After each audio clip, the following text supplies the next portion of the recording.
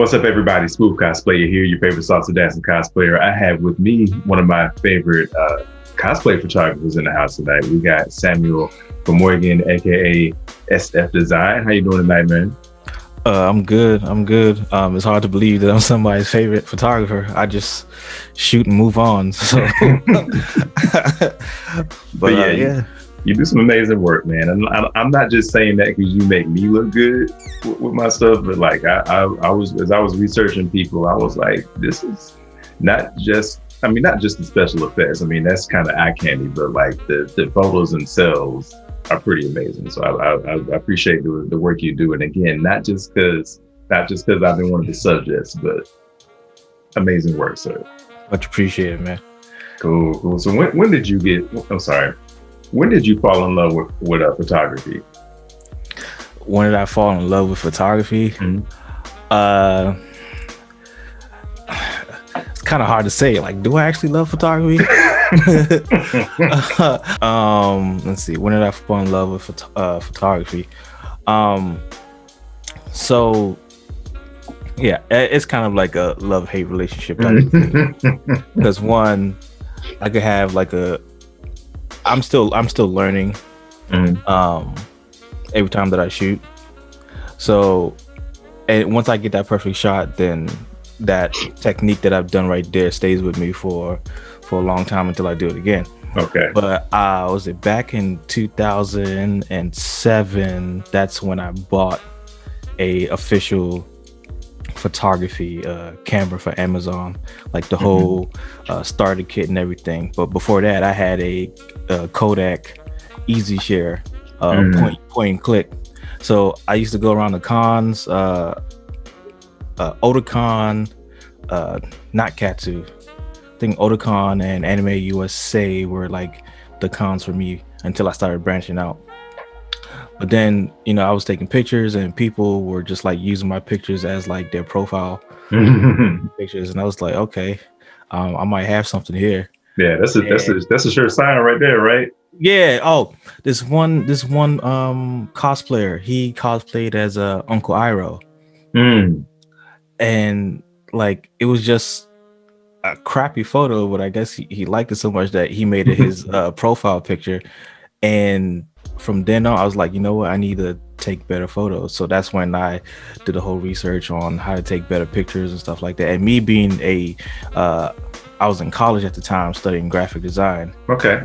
So me being a graphic designer, it was basically easy for me to understand photography, understand lighting, composition, understanding the holy trinity of f-stop, shutter speed, and ISO to help bring out the best in the camera.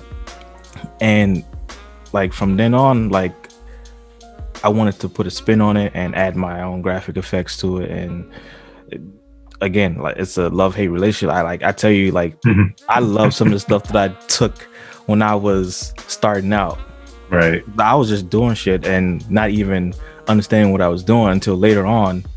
And I'm trying to figure out, like, so how did I actually do that back then compared to the stuff that I do now? And it's like, okay, I'm doing dodge and burn.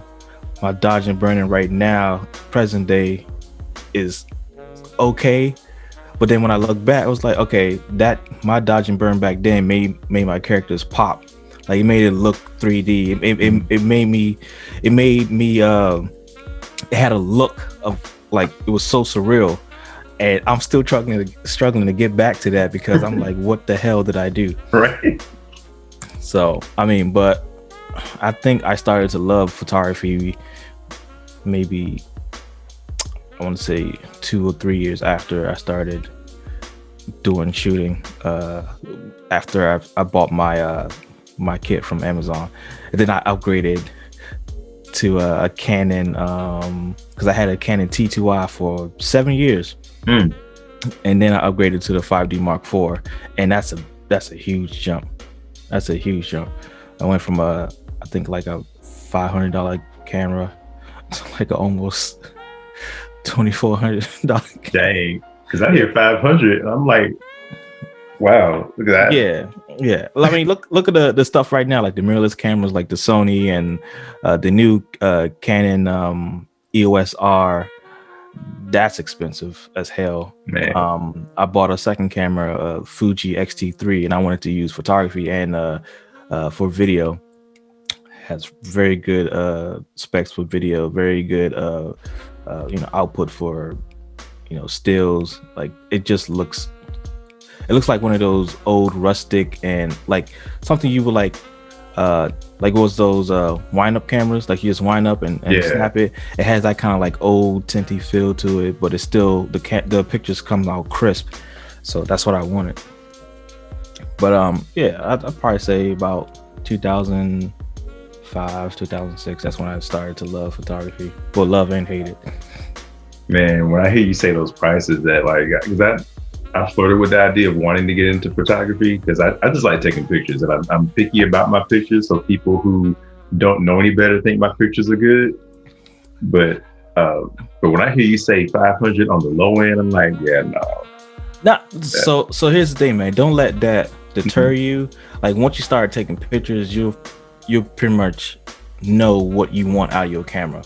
Like anybody starting out, okay, do I want a monitor in the back that swivels around, so I can do like YouTube videos and take selfies and stuff like that? Because I tell you this, like doing photography, you have to be, for me, I do like acrobatics, man. I'm like in mid splits trying to get the perfect get low enough, but not touch the ground at the same time, because I don't know what's been on the ground, especially in Atlanta when we go to Dragon Con. yeah, man. So yeah, I'm doing like acrobatics and stuff like that, but those little things help you out, because if you have a camera, the monitor in the back that tilts up, you can just put your hand down low enough and then just take the picture. Me, I have to get all the way down on the floor to get the angle that I want. So it's just those little things that you would want in camera that you would have to do some research, but you will later on find out as you start with your starter camera. Gotcha. When you're talking about how you would go back and try to figure out how you did your old techniques and be like, how the heck did I do that? It reminds me of like, especially with fighting video games, you ever do something really spectacular on accident and they can't do it on purpose? Yeah, and then when you actually learn what you did, it's so hard. Yeah. Yo, it's like if you're playing like Marvel vs. Capcom, and Marvel vs. Capcom 2 is my favorite. Yeah, same here. If you're playing that and then you're trying to figure out, how do I get my my second character to come out, and you're just doing that by accident. Like, and then all of a sudden, well, it's easy, but if you're trying to do like a certain combo, like a 3-hit combo, then bring your character out and then have that character do a combo too, like it was easy for you to do it the first time because you were just button mashing, and people fighters hate button mashers. Yeah, because you're doing shit and you're like, yo, you just pressing button, you don't even know what the hell you're doing. But you end up losing to them anyway. Yeah, exactly. That's my fantasy football career, basically. I messed around and I won the Super Bowl my first year. I had no idea what I was doing. And the next year, I get to the Super Bowl and lose. Next year, I get a game away from the Super Bowl and lose. Next year, I get into the playoffs and lose. Next year, I don't make the playoffs. The next year, I get back in the playoffs. So basically, I just did a backwards Nike sign. Oh, shit. So the year I don't know what I'm doing, I win it all. Then I know what I'm doing, I just go, Yeah, I mean, realistically, the bodies aren't, for a camera, the bodies aren't that expensive. It's just the lenses. Okay. The lenses are the most important things, because you're paying for glass. Yeah. You're paying for glass. You're paying for the high quality elements in those glass to give you certain bokeh look or certain soft look, certain sharpness. It's that's where all the money goes. That's where all the money goes, basically. All right. Now, what made you decide to focus on cosplay photography? And like, I know you do other stuff. I know you amazing other photos. I've seen you do some wedding photos, but like, what made you hone in on cosplay photography? I don't really think it made me. So here's the thing about cosplay photography. There are so many different cosplayers with different outfits. When you shoot, you kind of get an idea on how the light reflects on their certain cosplay. Like somebody's wearing armor, and the light that falls on their warbler and the way that they painted it and stuff like that. When you're doing cosplay photography, you're working with different textures at any given moment. So, and that's it. It was a battleground for me to understand how certain things work, like how the light will fall on certain fabrics and certain textures, as opposed to like doing all my other stuff, which is fairly easy. Like if I'm working with maybe one light, or if I'm doing natural light or something like that, that's fairly easy too. But I think doing cosplay photography is a little bit more somewhat difficult, because you have to understand, it's like, okay, let's say I'm shooting Wolverine and something like that. Not only do I have to do the research on my character, I have to also figure out the poses and stuff like that, and the lighting. Yeah. So if I'm doing Wolverine, if I want to get a certain look, if I want to do something like dramatic or something, because Wolverine is pretty much like a wild character, right?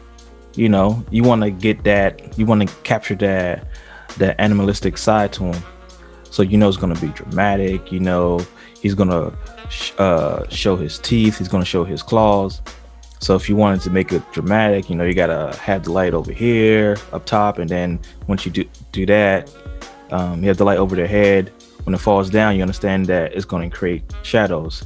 So it's going to have that look where it's going to be kind of ominous, and it's just the embodiment of Wolverine right there. It's just the lighting itself brings out that character. So, I mean, compared to all the other stuff that I do, cosplay photography is a little bit more challenging, because I have to work with different people, different textures, different cosplays, man. There's all these different cosplays out there. It's kind of hard, because one, most of the time, if it's a hero, they have certain poses, like hero poses, you know, hands to the side, always looking out, chest out. If somebody evil, they're always either snarling or showing their teeth or having an evil grin or showing that one eye. And, you know, they have, you can see their little powers in their eyes or something like that. Like, it's just stuff like that. Wow. So with landing on cosplay photography, it's like you're basically playing on all Madden the whole time. Basically. I'm on the special teams, man. Like, you chose the hard one. Yeah. Well, and the thing about the cosplay photography is it was more abundant, because let's say I'm doing MagFest, then I'm doing Katsu. They're pretty much within the same month. Yeah. Right? Or 2 weeks apart from each other. Then after that, you know, it might be Anime USA, or there's a ColossalCon, DragonCon. There's all these different cons happening every month, you know, and it gave me more opportunities to shoot with people. To pretty much hone my skills, and working with actually cosplay helped me with understanding everything else, all the other stuff that I do, whether I'm doing like Boudoir, or whether I'm doing like weddings, or if I'm doing shoots outside. Doing that cosplay, it basically helped me out a bunch, because I had the most practice. I practice every month, every couple of weeks. So you got more work and more practice doing cosplay photography. Yeah. So you made your base saying more powerful by doing all of that. Yeah. Because honestly, like, I'll take a picture or do a con one weekend, and then maybe 4 months go by, and then I just remember all the stuff that I did 4 months ago, but then I still learned something new that weekend, and then it shows. Like if you go all the way down to my Instagram, you'll see like how when I first started compared to all the stuff that I did. Like I started using gels like I think last year.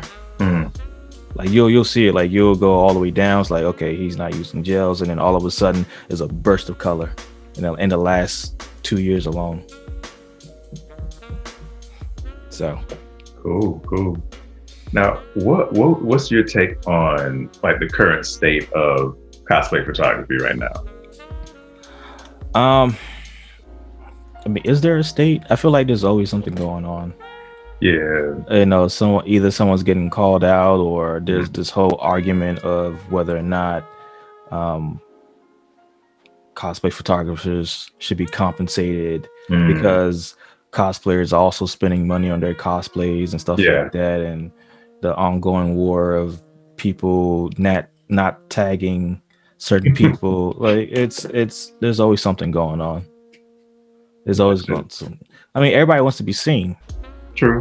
Everybody wants to be credited for their work, and their work speaks for them. Their work is their name. So if you credit somebody else, or if you don't credit them at all, it's like, yo, what the hell? Like, right. And to that whole ongoing battle of cosplay photographers and cosplayers, or whether or not cosplayers should be paid for getting their pictures taken, and like that's been going on for a long time. And the word collaboration to me is, I don't want to put that in my dictionary anymore. Because when somebody hits me up and like, hey, I love your work, blah blah blah, would love to collab with you on certain things, I'm like, okay, collaboration means free. Right. Yeah, to me, collaboration does not mean, like, if I'm traveling 2 hours away to shoot you, at least compensate me for the gas and tolls or whatever, and certainly my time too. If we're right now in a studio and I'm paying for the studio, and like studios over here is like $100 an hour, wow, or more, and even with the whole COVID thing going on right now, they might add a surcharge for cleaning and stuff, which they never did before. True. And so if you're looking at, you think you're paying like $200 for a shoot, but I'm paying like over $250 just for 2 hours. So collaboration means that, hey, I'll pay half for the studio and stuff like that. Like we're going half, like we're collaborating. Right, y'all both are contributing to this. Exactly. Well, I didn't realize how much that was happening. Like when you were talking about how cosplayers expecting to be paid for it. I don't know, maybe I'm not big enough, I don't know, but I don't go into any shoots thinking, okay, I'm going to get paid for these shoots. That sounds like, and I'm probably going to misspeak here because I don't know what I'm speaking on right now, but it makes me think of, when you have models, like there are certain models who the photographers pay them, so I'm just like, and I don't know how that works, but that's just what I thought of. So I'm just like, that's another issue too. that's another issue too. It's like, and here's the thing, models, they don't really, I think I've asked this question before to some people, like, do models actually pay photographers to shoot them? And I think it's probably like 50-50. Okay. Most certainly photographers pay models because they're always looking to shoot somebody, But if a model likes to work with a certain photographer, do they be like, hey, I would love to work with you, blah blah blah, here are my rates? I'm like, you are coming you're asking me to shoot you, so here are my rates. Right. Because I would think whoever's doing the asking should be doing the paying. Right.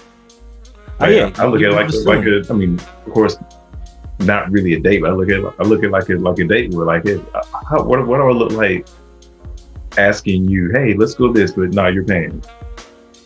Right. If I'm asking, I'm paying. Right. Right. So it's like, hey, if I ask you to shoot, you tell me your rates or whatever, I'll pay it. But if you're asking me to shoot, but you still want me to pay you your rate, it makes no sense. Like, that's not how it works. Right. I mean, at worst, like you said, a collaboration type thing where, hey, you like my work, I like yours. Let's let's work something together, out. Let's communicate on something, not just like, hey, I like your work, but you're still paying me. Yeah. So, it's like, hey, I like your work. Let's shoot some time in January, February, blah blah blah. Then the photographer's looking for a location. If they want to get an Airbnb, okay, they get an Airbnb. The Airbnb might be like $300. Okay, the photographer booked the Airbnb. Now the model comes, and then she also gets expected. She expects to get paid too.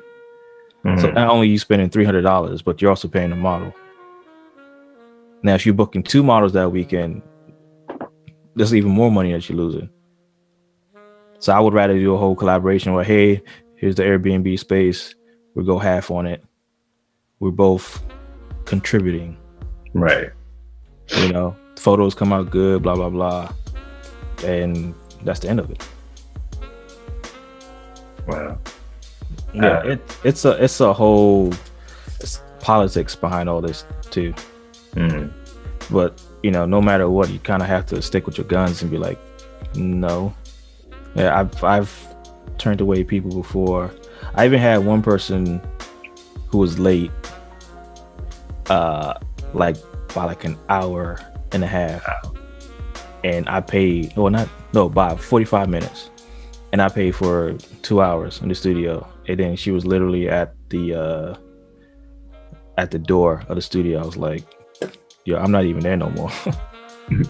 Wait, what? I'm not even there no more. Like, I left. Dang. Wow. Right. You gotta be on time, because time is money. Literally, time is money. Wow. So what? And you might have already answered this with that one, but what would you say is your worst horror story, or whether it's cosplay or anybody? Like, what's your worst horror story with working with somebody? Oh, this person went to collaborate. So it was her and a couple other people. So I booked 3 hours, and she was doing makeup for an hour and like 40 something minutes. Dang. Yeah. An hour and 40 something minutes. And by the time she came out, it was only like 30 minutes left. And me being me, I stayed humble. I was like, okay, cool. And by the end of the shoot, was it a couple of days later, I only gave her like 2 photos. And she was like, yo, where's the rest of the photos? And long story short, she started to badmouth me to the person that owned the studio. And the person that owned the studio was like, yo, I can't do nothing for you because you're on his time. He just rented the place. Like, he's not my employee. Like, so I don't know why you're coming to me with this. Right. So my boy, she was on Instagram and Facebook and all that stuff, like bad mouthing me or whatever. And this is not the first time she's done this with a photographer. Come to find out, like a couple of months later, she did the same thing to another photographer. I'm like, yo, there's something seriously wrong with this chick. Until this day, she's using one of my photos as her profile picture, because after looking at all the stuff that she's done, like my photo, even the person that owned the studio was like, yeah, yo, your photo, all the photos she took and posted up on Instagram, like your photo is literally like the best one she got. So that's wow. Yeah, man, it makes me think of like what all the stuff you have to think of when you're booking and scheduling things, and all the stuff people on the other end don't think of. Like, I'm sitting here thinking, why did you not factor in your makeup time before you got there? Why did you not do that before you got there? Like, I know when I did my when I shot my domino here in Atlanta, like, and you know, I'm an amateur, very amateur. Amateur is giving myself too much credit. Amateur, like face paint, body paint person. I did my stuff at home, and then went, you know, because I'm just like, I'm not gonna. I mean, I couldn't have done it in the car at the parking garage, but you know, but still, like, I'm not gonna waste somebody else's time getting my stuff together. So you would think somebody would think about that before they got there, but not everybody does that. Right. Like I literally said, yo, this is the time we start. This is when we got to be out. You know, this is the start time. We shoot at this time. And people need to know is like when a photographer says this is the start time, you need to arrive like either an hour or 30 minutes early. So that way, you know, when we're done setting up, like sometimes setup is like 10, 15 minutes or whatever. Yeah. You know, we want you to come in early so that way in case you need to do any touch-ups or whatever, you have the time to do it, and then we can get started. Like, you just don't come in. Now there are some cases like, hey, it's gonna take me an hour to do makeup or whatever. That's fine. If we're booking for 2 hours, you come in, do makeup, and then we shoot for an hour. So if we're doing like headshots or whatever, that's fine. But if you're coming to do like more than one look, yeah, you need to do that stuff at home and then come to the studio ready to shoot. Yeah. So having said that, if you got so let's just say we got a cosplayer who's never done a shoot before, they're trying to prepare for more. What would you, like, what are some quick things you would tell somebody? Hey, this is what you need to research. This is what you need to plan for. This is what you need. Like, what would be the prep that you would have them? I'm sorry, I'm stumbling over all my words. Like, what advice would you give to somebody doing that shoot for the first time? Yeah, so most time people already have their shit together. You know, even if they're amateurs, like, hey, this is my first time just cosplay. They already have screenshots of that character ready to go on their phone. Yeah, you know, from the first snap, they're ready to go to the second look, third look, or whatever. I mean, first pose, second pose, third pose. Like, they're ready to go. For someone who's doing a character and they don't really know how to pose or whatever, I'm also there to help them pose. Like, they one of my friends, Jasmine, she has done like a whole post on Facebook, and there's me posing for her. Like, somebody got me in the background posing, and she's like right beside me also posing, and like she wrote this whole message about like how I helped her pose and stuff like that. Like, I mean, I got you. Like, if you want to shoot with me, I got you. You tell me your character, I'll also pull out some pictures that I saw online. Like, I do my research, and I always have it with me. You know, it's like, how about this pose? How about that pose? You know, depending on who the character is. You know. Cool. You know, you make a very good point, because I was just chatting with one of my other faves, Dr. Law. He was talking to me about how you know, the photographer is more than just somebody who just snaps a picture. I mean, there's a whole lot of other stuff that goes along with it, and part of that is, you know, knowing the character as well, helping the person pick poses, things like that. So again, if you got a newcomer, somebody who's looking to shoot, what things would you tell the person to look for? Like, say if they're trying to pick a photographer, what would you tell them to look for to know, hey, I got a good one here? It's a good question, and that's kind of hard to tell, because each, you know, sometimes when you look at somebody's work, you can't really tell much about that person. Yeah. So if it's like a newcomer or whatever, you know, talk to your friends if you ever shot with that person before. You know, see how they are. Do they help you pose? You know, just get the down low on who you're trying to work with. And if you like what you hear, then by all means, like, you're ready to go. Like, that photographer is going to take care of you. Right. But if it's somebody unknown, like, you're really rolling the dice on that one, for real. Yeah. You know, because like me, I'm very random. So I like go up to people, take their picture, and next you know, they'll see stuff on Instagram. It's like, oh, this was you. I was like, yeah, because I don't really advertise myself when I go to cons. You know, I just started doing that like just recently. You know, having a hoodie and stuff like that. But yeah, I remember shooting with this one person. I just grabbed it from the side. It's like, hey, you want to give me like 5 minutes? Shot in 5 minutes, and then I think like a day or two later, it's like, yo, I didn't know this was you. It's like, nah, you know.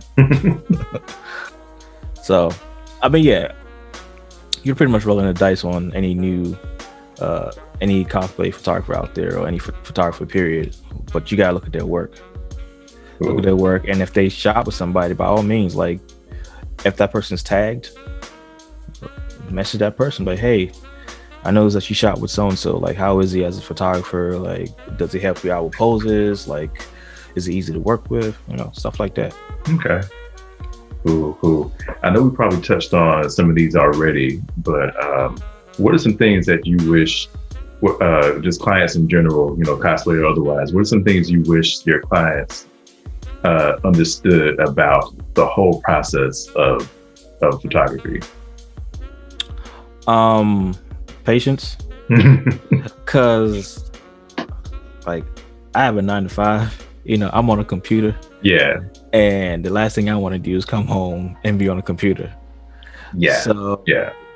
Like give me some time. Like I tell people too, it's like, yo, just bug me. Like just bug me. Just remind me, send me reminders and stuff like that. If you don't hear from me, then that means I'm probably working on it. Yeah. But you know, just bug me. I really appreciate people that like stay on my ass about like, hey, you know, where are these photos we took like, you know, 2 days ago or like a month ago or whatever. It's like, yeah, just give me a good kick in the ass and I'll do it. Gotcha. Yeah, and this, when you said patience, the first thing that came to my mind was like, you know, I try to give people like, I'll ask, hey, when can I expect these back? And then I'll hold you to whatever time you tell me. You know what I mean? Because like, I know good work takes time. Good artwork takes time. So if you tell me you need 6 months, you got 6 months. But we get 6 months in a week. I'm like, where my stuff at? You know, like I'm not gonna. Yeah. You got some people who we just got off of Dragon Con or whatever con we came from, and the next day they're asking for somebody, and it'd be somebody they didn't have a paid shoot with. They know somebody took their picture, like, hey, where my pictures? I'm like, they ain't even got off the plane yet. I know, but you know, I do commend some of these other photographers that go out there and just take like haul shots. Like DT Jam, like he's out there and he's pumping out photos like that night. Yeah. And I'm like, dude, like when I get in a room, I just want to chill. Like, right. You know, and I'm also trying to, and you also trying to hang out with people too. It's right. Like, you know, how about you start working like Monday when the con's over? Right. Know? You know, take a day off on Monday and then work on your pictures. But like he's out there just cranking photos. I guess he'll shoot in the morning, go take an hour break and edit those photos and post them out. But like I gave it up to him because he's like out there walking all about, just doing haul shots and just taking pictures of people. And it's like he gets it up in record time. Yeah, he reminds me of David Leo and his boy is always with him. Patrick's son. Patrick, yeah. Dude, not only do they do good stuff, but like before the weekend is over, some of this stuff is up, and I'm like, and I kind of want to say to people like, do not use them as the barometer, okay? They're buyer. Kind of like I tell people, don't compare other cons to Dragon Con because it's completely different. Don't compare other photographers like work schedule to theirs because it's ridiculous. Like I don't know how you do this well and this fast. You know, anybody else, I'm like, okay, I'm gonna give these guys at least 2 weeks to a month before I start asking for things. But the one thing though is like after a con, I try to get photos out as quickly as possible because for the analytics. because people are going to be searching for stuff, and then that's how you grow on Instagram and Facebook and stuff like that. So I try to post a couple things once in a while. I remember posting one photo of a black canary, and that joint, like, it was like during the con, and that joint went up to like 1,200. Wow. That amazed me, because I'm like, yo, what the hell's going on? Like, what happened this weekend? Because normally my stuff barely gets over 100. Barely gets over 100. Now, I've had that account for a couple of years now, you know, and yeah, I don't know what happened that weekend at all. Craziness. So what made you start doing and I'm probably going to butcher this. My wife will probably hear me say this word and be like, bruh, you butchered it. Boudoir? Did I say it right? People call it boudoir. People call it boudoir. You know, it depends on how you want to say it. Gotcha. She's all about French culture, so I know she's going to listen to this and judge me. But what made you get into doing boudoir shoots? My boy got me into it, you know, and then like, it's also a challenge to do that too, because not only are you're trying to bring out, I don't know if this is like the right way to say this, but like the essence of a woman, like her beauty, her just everything. And that's the hard part of doing that, is like, you know, anybody can just take a picture of a woman like half nude or whatever. Right. But the challenge is to do it in a way where she is not only tangible but intangible at the same time. You know, it's like, if you see her walking on the street, it's like, man, I could try, but I know I'm gonna fail. You know. And the other thing too is, like, it's also making the woman feel I don't know if I'm going to say this properly, like, just bringing out something out of her that's always been there, that you as a photographer can see, but she doesn't see that.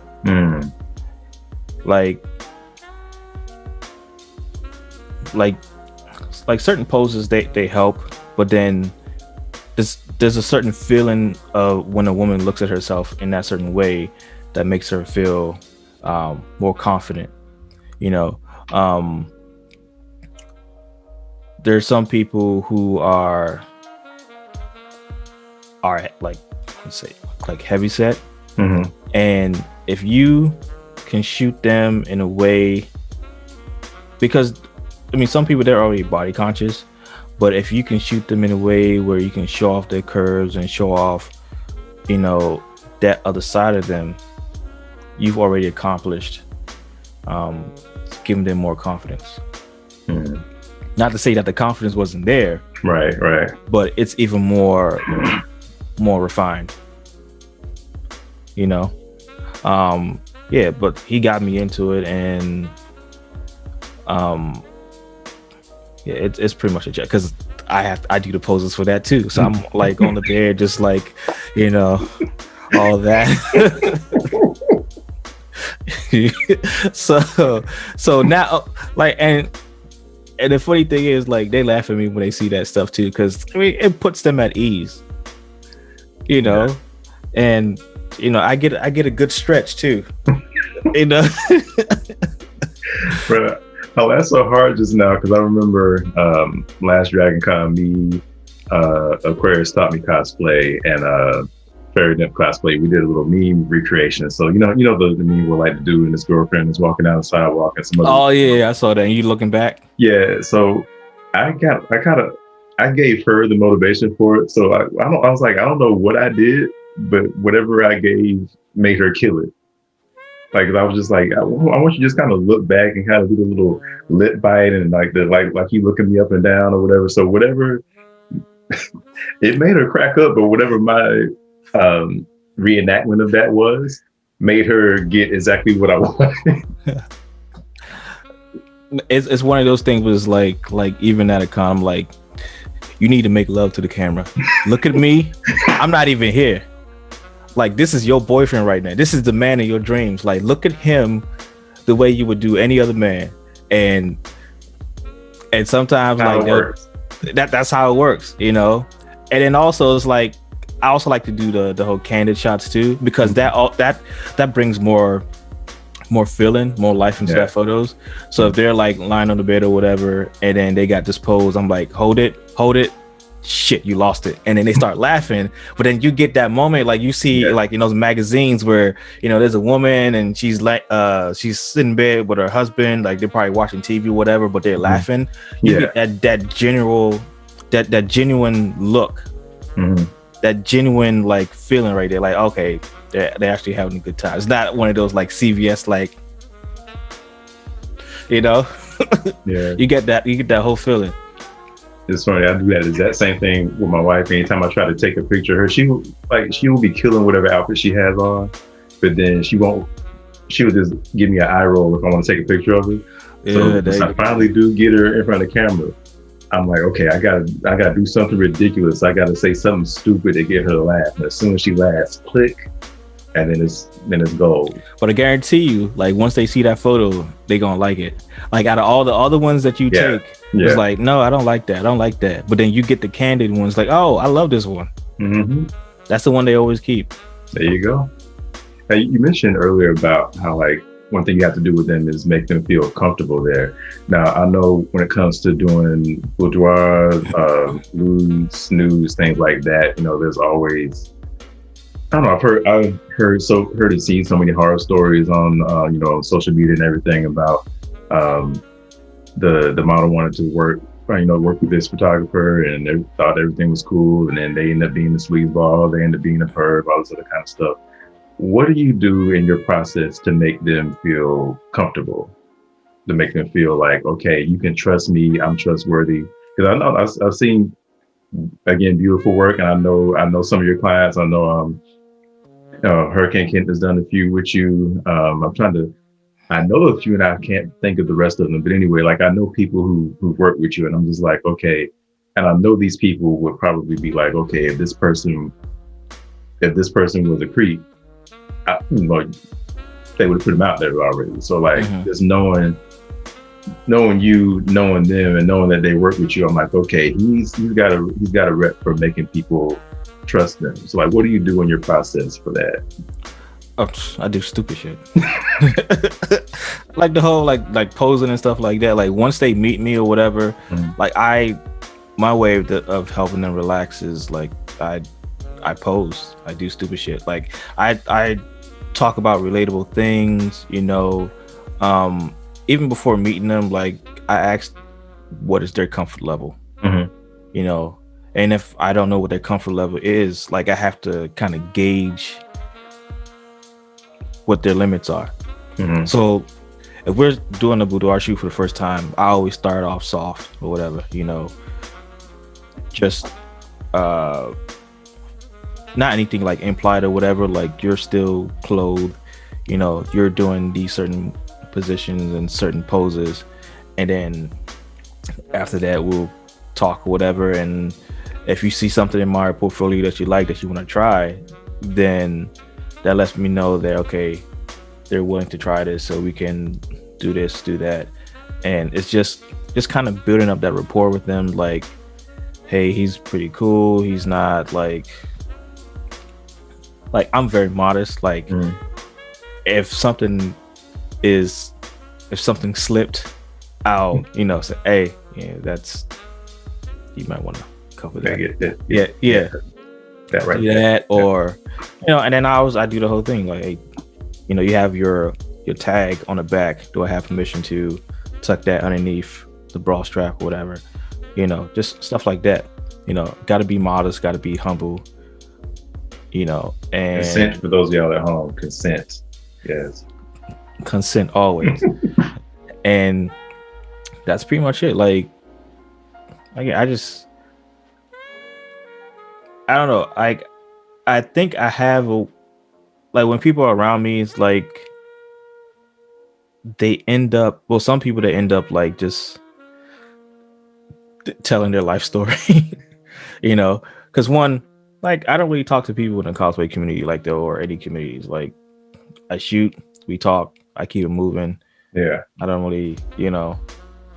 I mean that's pretty much it. It's like if you want to confide in me, that's fine. I'll keep your secrets, but whatever makes you feel comfortable, you know. Some people just like to talk, you know, and that makes them feel comfortable. So, you know, I'm right there with it, just listening, you know. Yeah. Oh, okay. All Get right. out of here. Yeah. Say what? You know, stuff like that. I told you it was crazy. Yeah, no doubt. You know, stuff like that. But I think also I don't even know if I have a reputation, but like I don't do anything crazy. You know, I don't do anything crazy. If something is out of place, I'll let you know.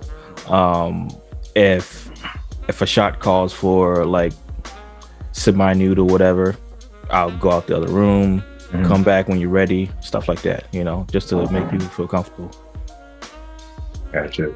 So speaking of that, like, so back to say, got a new person wanted to do photography, not photography, wanted to have some pictures done. So we already talked about like, you know, researching the photographer, talking to people who have worked with the photographer, specifically with boudoir, nudes, things like that. What is so if you got a new client, I'm sorry, not a new client, but somebody who wants to get into these things, what are some red flags you would tell them to look for when it comes to choosing a photographer?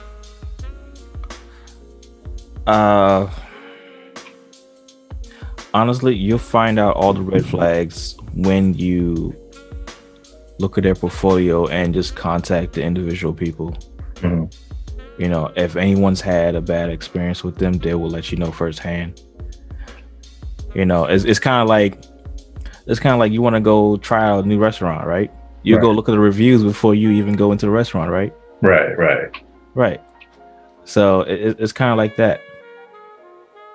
So you really gotta do some digging. You're not gonna really see it like, unless the person has been called out recently, you're not gonna look at their work and say, oh, this person's a creep, this person is bad to work with. You kind of have to talk to them and talk to people who work with them, things like that. Yeah, you got to be diligent in that kind of situation.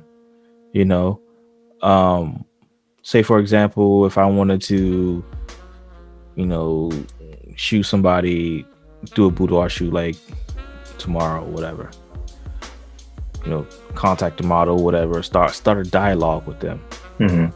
Start a dialogue with them, and then see what's going on with them. And of course, it's up to them to pretty much do the research. Like you can't really gauge somebody through text. Right. You know, so you have to pretty much do the work and, you know, see what do background check, you know. And even for me, like if there's somebody that I want to shoot, I would try to see if there's a photographer that shot with them, and then goes that way too. Yeah, because the last thing I want to do is shoot with somebody who's notorious for saying shit about like photographers or whatever, and then something comes back. I mean, not saying that everybody does this. Like I'm just talking about the people who do this for kicks, you know. Yeah. So gotcha. Again, it works both ways. Yeah. All right. One last thing before we wrap up here. So I know you go to a lot of cons, shoot at a lot of cons, go just a geek out at a lot of cons. What would your ideal con experience be like? Like if you went to a con and everything was perfectly for you, like what has happened for you during that con?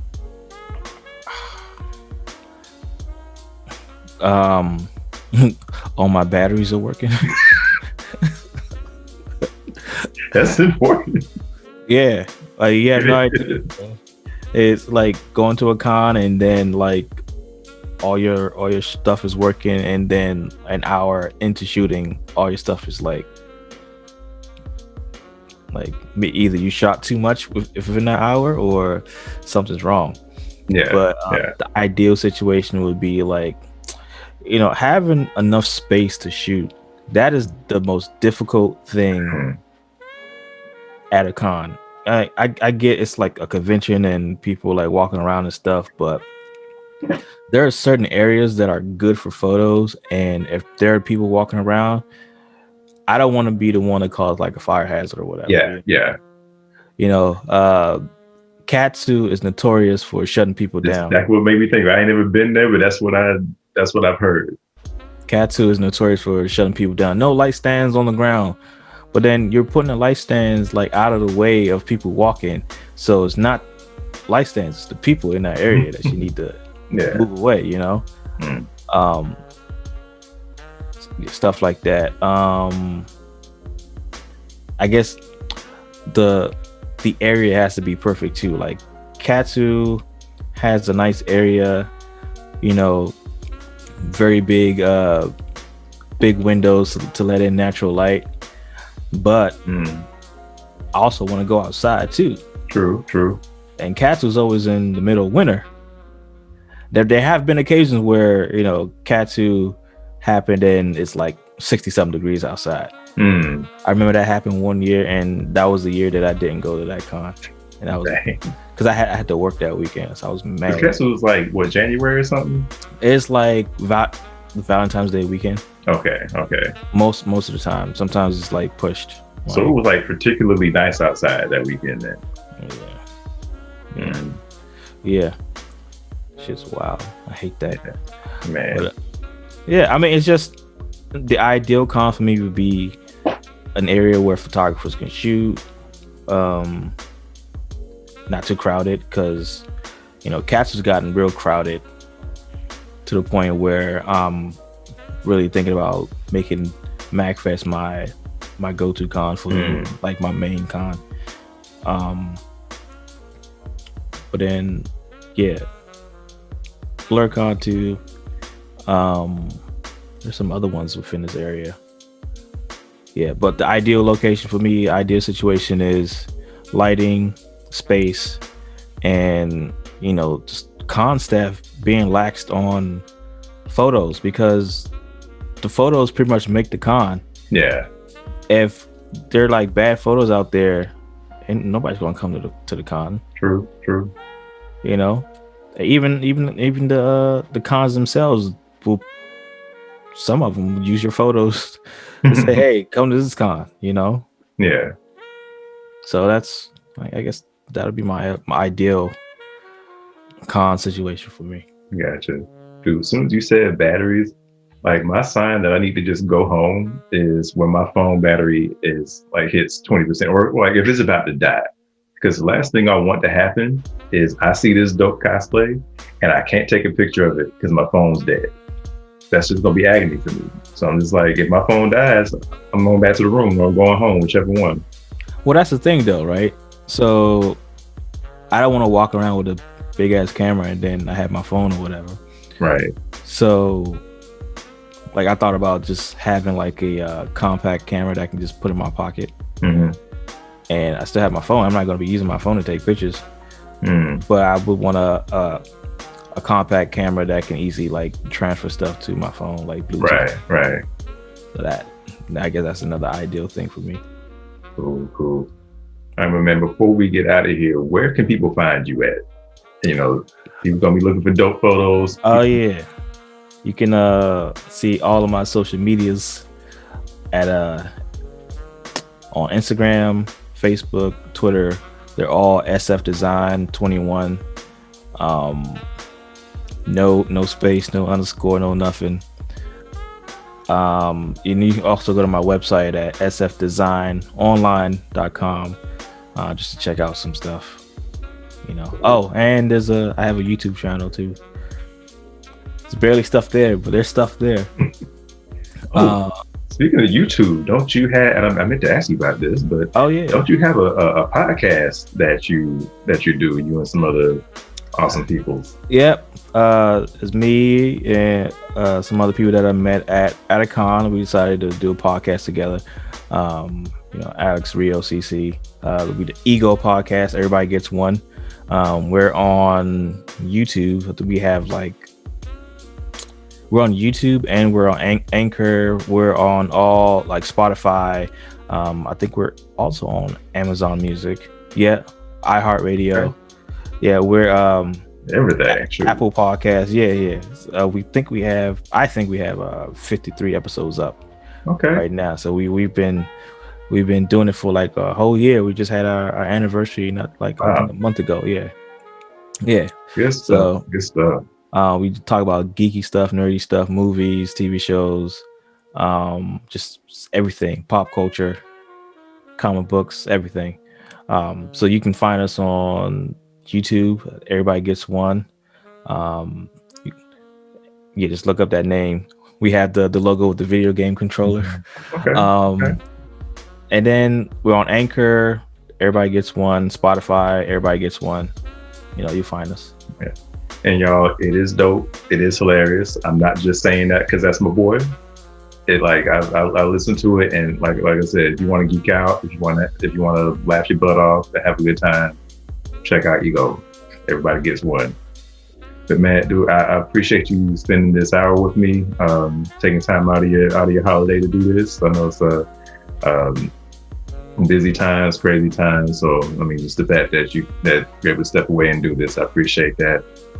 Oh yeah, no doubt. I was watching 7 Deadly Sins. I was catching up. So, but yeah, we gotta get you on the podcast, man. Talk about some stuff, man. Cool. Hey, whenever I'm ready, man. Let's do this. Let's do it. Let's do that tomorrow. See, you said whatever, right? You're right. Part of sometimes single me answers, and married father me is like, you better check that calendar, bro. No doubt. Yeah, we'll work it out soon. I can say that with confidence. Soon. Okay. Cool. All right, y'all. Thank y'all so much for hanging out with us for this past hour. Y'all have a good night. Have a good time at whatever con you go to next, if we have them this year. Good luck on your cosplay bills. Please hit that like button, that subscribe button, that share button. Leave me some comments. Do the same thing for SF Design. Do the same thing for the Ego Podcast. And I will see y'all in the next video. Peace. We need subscribers. Y'all heard them. Do it. Peace.